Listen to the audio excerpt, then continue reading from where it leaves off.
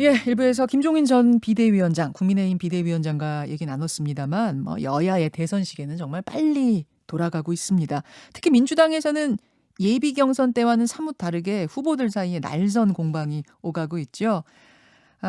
이번 주에는 추미애 후보가 이낙연 후보를 향해서 당대표로서 점수를 드린다면 빵점이다, 이렇게 비판을 했고, 그래서 이낙연 후보 측에서는 그건 제 얼굴에 침 뱉기다, 이렇게 반격을 했는데, 민주당 경선 레이스, 오늘은 추미애 후보를 만나보도록 하겠습니다. 후보의 사정상 전화로 연결한다는 점 양해 부탁드리고요. 추미애 후보님 안녕하세요. 네, 안녕하세요. 예, 어제까지 광주 전남 지역에 계셨다고요? 네네. 사실은 이제 정치인들한테는 첫 일정, 첫 행선지가 어디냐, 이런 게 굉장히 중요한데, 네. 본경선의 첫 일정을 호남으로 잡으신 이유가 따로 있을까요? 네. 제가 다시 평화, 다시 촛불 이렇게 말씀드릴 때, 음, 촛불 정신에 가장 맞닿아 있는 곳이 광주 호남이었습니다. 어, 5월 광주 정신이 곧 촛불 정신이고 또 분단에 맞선 평화의 정신이라 생각을 했죠. 그리고 광주가 돈도 조직도 없었던 노풍이 시작된 곳이고 가끔은 제 상황과 겹치면서 제게도 추풍이 시작되기를 기대하는 것이고요. 예, 또 제가 호남 며느리로 알려져 있고 호남은 제 정치적 고향이자 정신적 뿌리다. 김대중 대통령님의 영입으로 정치에 입문했기에 또 그때부터 꾸준히 당을 지켜온 민주당의 맏며느리다, 중심추다 이런 별명도 있어서 제가 광주 호남을 방문하게 됐어요. 예전에 왜 노풍 우리 이런 얘기 했었는데 이제 네네. 추풍을 기대하면서 가셨군요. 네. 알겠습니다. 호남형 메가시티 이런 정책을 네, 네, 네. 말씀하셨더라고요. 이거 구체적으로 어떤 겁니까? 노무현 대통령께서는 국가 균형 발전 정책을 그 2.0 시대라 할 수 있습니다. 그분이 하신 정책은 예. 정부 부처나 주요 공기업을 지방에 이전하는 것이었고요. 또 문재인 정부는 균형 발전 3.0이라 제가 부를 수 있는데요. 지역 인재나 지역의 문화, 지역 일자리를 집중해서 마련을 하셨고요. 저는 4차 산업혁명에 맞게끔 국가 균형 발전 4.0 시대의 비전을 말씀을 드렸어요. 예. 그것이 광주 전남 지역의 경우는 광주 나주 목포 일대하고 또 여수 순천 광양 일대, 그러니까 영산강과 섬진강을 양축으로 해서 영남의 부울경 메가시티에 버금가는 호남형 메가시티를 구축하겠다, 이런 비전을 말씀을 드렸습니다. 부울경 메가시티. 이제 김경수 지사가 얘기를 쭉 해왔던 그거고, 네네네. 거기에 어떤 대응하는 네. 비교되는 호남형 메가시티를 만들어 보겠다. 네네. 자, 이제 예비 경선 끝났고요. 네. 일단은 결선 투표까지 가느냐, 간다면 그 두 명 안에 누가 들 것이냐, 이게 이제 관건이 됐습니다. 네. 어제 발표된 리얼미터 조사 한번 볼까요? 여론조사. 지금 유튜브와 레인보우를 통해서 표를 좀 보여주시기 바랍니다. 오마이뉴스 의뢰로 리얼미터가 7월 12일, 13일 양일간 조사를 했고, 성인 2,036명을 대상으로 한 결과인데, 여당 후보 적합도 표를 보니까요. 이재명 32.9, 이낙연 23.2, 그리고 추미애 9.6, 3위 차지하셨어요. 네. 판세 분위기 어떻게 읽고 계십니까? 추세가 형성되고 있다, 또 가파르다라는 말씀들을 해주시는데요. 사실 제가 출마는 굉장히 늦었습니다. 왜냐하면 제가 추미애 깃발이라는 대담집을 내기 위해서 김민훈 교수와 한 10여 차례 대담을 하면서 제 속에 들어있는 깊은 상처를 들여다보고 또 이를 치유하고 용기를 내는 시간을 갖게 됐습니다. 그러면서 이제 자연스럽게 이대로 촛불을 버려둘 수는 없다, 잊어버릴 수는 없다. 그래서 다시 촛불, 다시 깃발을 들겠다 하는 출마의 결심을 자연스럽게 하게 됐고요. 네. 그래서 애초부터 저는 다시 촛불, 다시 평화, 개혁을 완수하겠다, 그런 시대 사명을 말씀드렸기 때문에 순위에는 뭐 큰 관심을 두지는 않고요. 또 그런 다시 촛불, 다시 평화에 동의하는, 개혁 완수를 바라는 국민들의 지지가 몰리면 자연스럽게 또 더 빠르게 추격할 수 있지 않나라고 생각합니다. 지금은 3위. 사실은 3위까지 지금 올라선 여론조사 표도 상당히 급격하다라는 이야기가 나오는데, 네. 3위를 넘어서서 2위, 2위 하면 결선 투표 가는 거고 결선 네. 투표 가면 또 모른다 이런 말씀이세요? 네네. 근데 아직은 차이가 많이 나는 3위긴 해요. 추 후보님. 맞습니다. 네. 그러나 이제 저에게 더 씌워진 검찰 개혁의 본질을 보지 않고 추윤 갈등이라고 프레임을 씌워서 윤석열 띄우기를 언론도 하고 뭐 보수 야당도 했는데 민주당도 그 덩달아서 또 개혁 피로감 얘기하면서 저에 대한 상당한 민심과의 그 간극이 형성이 됐던 거고요. 이제 그런 오해가 벗겨지기 시작했기 때문에 어. 네, 저는 이 다시 촛불에 모이는 국민 마음의 중심에 있다 생각을 합니다. 예. 2위 해서 일단 결선 투표행 가능하다 판단하고 계세요. 객관적으로도? 그렇게 국민들이 바라신다고 봅니다. 개혁 이대로 주저앉으면 깃발을 접으면 다시 이런 때가 오지 않는다. 개혁의 때가 타이밍을 놓치면 오히려 개혁 저항에 굴복하는 거다. 이렇게 보실 것 같습니다. 근데 지금 이제 2위인 이낙연 후보, 네. 이낙연 후보 역시 뭐 개혁 이야기를 계속 해 오셨던 분이고 특히 강점으로는 안정감, 국정 수행 능력 이런 걸 평가받고 계시는데 어떻게 생각하세요? 개혁은 우아한 말로 되는 게 아니지 않습니까? 오히려 뭐 국무총리로 대통령 모시고는 굉장히 정말 안정감 있게 잘 하셨죠. 예. 그러나 정당의 대표로서는 그런 안정감보다는 정말 뭘 하나라도 우리가 똘똘한 한태라고 하듯이 똘똘한 입법 하나 이걸 국민들은 기대하거든요. 수백 건의 여러 법률안을 뭐 손보고 고치고 통과시킬 때 이게 중요한 게 아니고 예. 개혁을 뒷받침하는 똘똘한 법 하나 이게 참 아쉬웠다. 그래서 답답하다. 그래서 지지층과 또 민심 이반이 생겼던 것이고요. 또 그게 재보궐선거의 그 참패라는 성적표가 아닌가 하는 거죠. 근데 그 빵점 대표다 그 얘기도 어딘가에서 하셨잖아요. 추 후보님. 이낙연 네. 후보한테. 근데 이낙연 후보 측에서는 많이 좀 서운하셨던 것 같아요. 어제 서른 의원이 저희 프로그램 출연하셔가지고 네. 그 빵점 대표니 이런 얘기 하시는 거는 제 얼굴에 침 뱉기다. 아니 그때 다 같이 논의해서 결정하고 행동했던 거 아니냐 그러셨어요.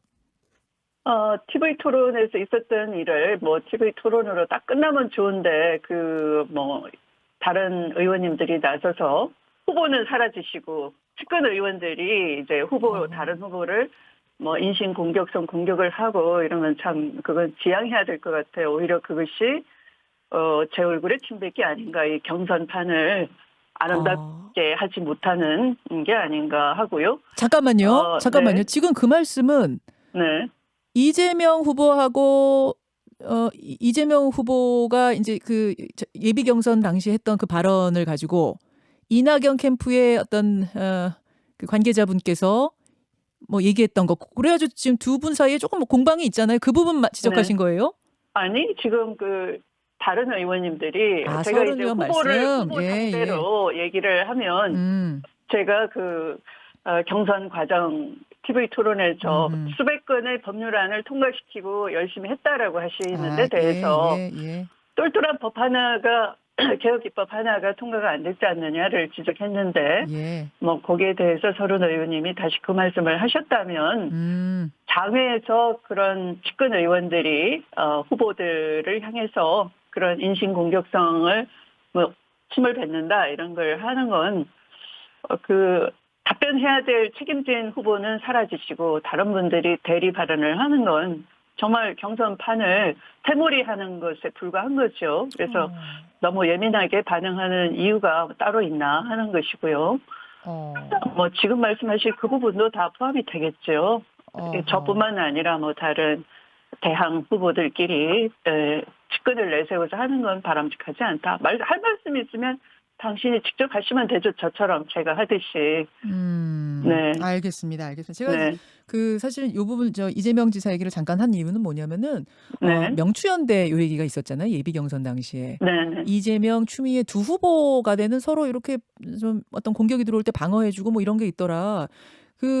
혹시 나중에 뭐 단일화를 하는 것이냐 이런 이야기도 있고 해서 지금 그것의 연장선상에서 제가 퍼뜩 그 생각이 들었던 거거든요.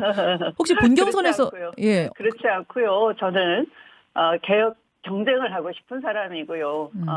우리 지지층은 개혁 민주 시민이 두텁게 포진할수록 선거에 이길 수가 있습니다. 그래서 개혁 후보들끼리 예.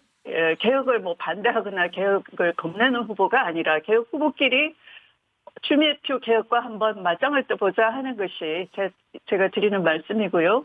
그런 연대 이런 건 염두에 두고 있지 않고요. 두고 있지 연대고 이런 않다. 거면 제가 애초에 나오지 않았겠죠. 알겠습니다. 네. 검찰개혁, 그러니까 개혁 중에서도 지금 검찰개혁의 의지를 계속 밝히고 계시는데요. 네. 근데 이제 일각에서는 공수처 네. 출범했고 수사권 조정이 다 이루어졌으니까 애초에 목표했던 검찰개혁은 뭐 어느 정도 완수한 거 아니냐 이런 시각도 네. 있습니다. 네. 어떻게 생각하세요? 그 정도도 굉장히 중요한 얘기입니다. 8분 능선을 넘었다 그런 평가도 있는 거고요. 그런데 남은 것은 수사 기소권을 완전 분리하는 것이고 그게 선진 형사사법 체계인 것이고요. 우리는 70년 동안 그걸 못한 사이에 검찰은 사실은 뭐 안기부와 기무사가 있을 때는 뭐 어느 정도 또 공안 사건이나 뭐 이런 사건에 있어서는 조금 제약이 있었어요. 외부의 그런 기관들이 정보 수집이 더 빠르고 하기 때문에 검찰을 그냥 따라가기만 했던 거죠. 그런데 그 권력기관이 개혁이 되고 검찰만 남아있으니까 검찰이 훨씬 더 권한이 세진 겁니다. 그래서 이 수사 기소를 시급히 분리해내지 않으면 안 되고요. 또 공수처와 경찰의 국가수사본부, 자치경찰체 도입 이런 거와 맞물려서 중대범죄수사청 이런 게 설치가 돼야지만 그림이 완성되는 건데 지금 그림의 한쪽이 빠져있는 채로 굉장히 공룡처럼 커진 검찰은 그냥 그대로 인정을 해버리는 거죠. 그래서 미완의 개혁이 되는 것이 상당히 우려스러운 거죠. 그러면 결국 검찰의 네. 수사권을 완전히 배제하는 것까지 가야 진정한 검찰개혁의 완수다 이렇게 보고 계시는 걸까요? 그게 수사권 박탈이라고 자꾸 오역을 하게 되는데요. 배제가 아니라 원래 검찰로 돌아가는 겁니다. 뭐 언론개혁 그러면 복잡한 게 아니고 원래 언론 역할을 하게끔 하는 것이고 검찰개혁은 원래 검사가 제 역할을 하는 것으로 돌려놓는 것인데 그게 이제 수사라는 게 불가피하게 인권 침해적이니까 그것을 인권 침해 요소를 줄이도록 위에서 들여다보는 감시자 역할. 그러니까 적법성 통제관으로서의 법률 전문가인 수사 전문가가 아니에요. 법률 전문가인 검사의 역할이 대역할이고 다른 나라 다 그렇게 하고 있습니다. 알겠습니다. 근데 이제 여권에서도 속도 조절론 얘기들이 좀 나왔었어요. 방식이 너무 거칠지 않느냐 이런 평가가 나오면서 검찰이 더 잘 수사할 수 있는 분야가 있고 경찰이 더 잘 수사할 수 있는 분야가 있는데 검찰 수사권을 완전히 분리해버리는 게 과연 국민들에게 이익이 되겠느냐 뭐 이런 물음들도 나왔었거든요. 어떻게 보십니까? 중수청, 수사청을 설치하면 바로 그런 수사의 다원화가 그 틀 내에서 가능해집니다. 말씀하시는 지능 범죄나 또는 다크웹을 기반으로 하는 그런 그 신기술을 부리는 범죄 이런 거에 대응을 해야 되는 것이죠. 그걸 법률 전문가의 검사가 잘하는 게 아니에요. 검사가 하는 특수수사 방식은 그걸 못하기 때문에 영장이나 별건 수사 방식으로 인권 침해적인 수사를 하고 또 그게 권한이 너무 세기 때문에 그 위에서 누가 뭐라고 할 수가 없으니까 바로 최근에 그런 그 공수처를 출범시키고 한 거죠. 원래 그 가장 좋은 방식은 분권 원리를 도입해서 수사와 기소를 분리하고 그 틀 내에서 수사도 다원화, 다양화하고요. 또 기소도 독점이 아니라 다원화, 다양화하는 그것이 선진 형사 사법 체계이고 수사 기소의 전문성을 강화하는 겁니다. 알겠습니다. 아마 이 부분이 대선 과정에서도 계속 정책 토론이 있을 거예요. 토론이 있을 거라서 오늘 좀 의견이 어쩌신가 여쭤봤고요. 그 과정이 거칠었기 때문에 결과적으로 윤석열 전 총장이 대선 후보로 성장한 거 아니냐 이런 얘기 많이 들으시잖아요. 어떻게 생각하세요? 그것이야말로 그 검찰 개혁을 잘 이해를 못해서 그런데 가장 반개혁에 저항한 인물이 윤석열 검찰총장이고요. 그런 윤 총장의 말이 멋있다. 수사와 기소는 한덩어리다. 이런 말을 또 장관의 부하가 아니다. 이런 말을 막 환호하면서 키운 것이 결국은 언론이고 야당인데요. 사실은 이런 거죠. 반개혁, 반척불의 도구에 불과하다. 윤석열은 결국은 개혁 정권을 흔드는 역할에 그칠 것이다라고 봅니다. 아무리 키워도 추락하는 것은 날개가 있다라는 바흐만의 시가 있지 않습니까? 우리 이문열 소설가의 소설도 예. 있고 본분을 잃어버리고 높이 오르다가 결국 날개가 타버리는 이카로스처럼 또 저는 꿩의 비유를 했는데요. 예, 꿩은 예. 매나 산짐승의 먹이가 될 뿐이지 높이 올라갈 수가 없는 날짐승이잖아요. 예. 죄송합니다. 그래서 저는 이 개혁 정권을 흔드는 역할에 그치지 그 자신이 뭐를 해낼 수는 없다 이렇게 봅니다. 반개혁의 도구다라고까지 지금 말씀을 하셨어요. 네. 근데 이 정권에서 수사 잘한다 해가지고 사실은 검찰총장을 시켰던 분인데, 네. 예. 근데 반개혁의 도구다라고까지 보세요? 물론 이제 그 당시에 어떤 특검팀에 들어가서 중요한 역할을 했던 건 사실이지만 예. 또 그 과정에서 사실은 이 특수통의 전신이라 할 수 있는 그 중수부 대검 중수부 인맥들을 다 규합해서 윤석열 사단을 형성해 놓은 것이죠. 그것이 본인이 이제 검찰총장이 되면서 그때 그 윤 사단을 전면에 포위시켜 가지고 이 자신의 상관인 법무부 장관에 대한 터무니없는 표창장 수사부터 했던 것이고요. 또 그 대부분의 수사 명분으로 삼았던 사모펀드 수사는 이미 엉터리 수사였다라는 게 드러났지 않습니까? 그러니까 이 개혁 정권을 흔드는 역할을 했다라는 것도 지금 보면 아실 수가 있는 거죠. 알겠습니다. 네. 추미애 민주당 경선 후보 지금 만나고 있습니다. 한 30초 남았는데요. 네. 후보님, 다음 주에 2번 하기로 돼 있었던 TV 토론이 어제 취소가 됐습니다. 네. 그게 경선 연기는 아니지만 이제 국회 직원들 코로나 전수조사로 인해서 TV 토론은 취소한다. 이게 지금 당의 입장인데 네. 이낙연 캠프에서는 아니 그게 무슨 상관이냐. 혹시 누구 입김이라도 들어간 거 아니냐. 이렇게 강한 반발하고 있는데 어떻게 생각하세요? 주 후보님께서는. 저는 그 당에서 판단하는 것을 존중을 할 수밖에 없다. 왜냐하면 방역에 관한 정보는 후보들이 같이 갖고 있지가 않거든요. 예. 네, 그래서 우선 지금은 국민의 생명 안전에 정치권이 협조를 해야 되는 상황이고, 당도 여러 후보들 틈새에서 그런 특정 후보의 편이 아니라, 오히려 편이 되려면 지난번 국민 면접 보니까 엄청나게 이낙연 후보 쪽에 치우친 그런 불공정한 진행을 하던데 저도 그냥 인정하고 쳐놨어요. 네, 그런데 그런 말씀보다는 당의 판단을 존중하는 것이 좋지 않나 하는 겁니다. 알겠습니다. 여기까지 오늘 말씀 듣도록 하죠. 추미애 네. 후보님 고맙습니다. 네, 고맙습니다. 더불어민주당 추미애 경선 후보였습니다. 김현정의 뉴스쇼는 청취자 여러분의 참여로 이루어집니다. 트위터, 페이스북, 레인보우 게시판, 그리고 단문 50원, 장문 100원의 유료 문자 샵 1212, 우물정 1212 통해 참여하실 수 있습니다. 김현정의 뉴스쇼, 여러분과 함께 만듭니다.